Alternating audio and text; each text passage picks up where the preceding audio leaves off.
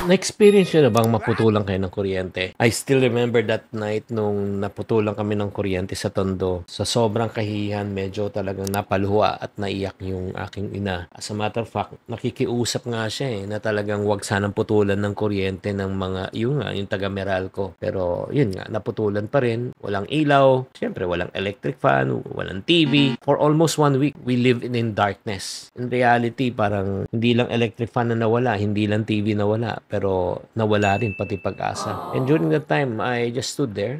As a matter of fact, sa sobrang init, nag-iisip nga ako. Tinanong ko na yung sarili ko noong 12 years old, kung di ako kikilos ngayon, mananatili kaming ganito. Alam mo, that night, yung pagputol ng kuryente po sa bahay po namin, really changed my life and changed the way I think about money. Kaya ang sinabi ko, sarili ko, gusto ko talagang yumaman. So, what I basically did, I sold toilet paper, I sold pants, I sold shoes, I sold shirt, and because of that, I hit my first million at my age of 20s. So now, since na, yun nga, experience ko na, natutunan ko na kung ano yung sistema pala na dapat kong gawin, that's the reason why I want to share with you what I've experienced. Ano ba yung system na yan, yung sinasabi ko, and I'm opening this for a private dinner for only 15 people to pass on the exact system that I've learned that got me from earning from thousands to hundreds of thousands and even millions. So kung ready ka na matuto to take control of your financial future, this is your chance. So if you are interested, just type dinner in the comment section.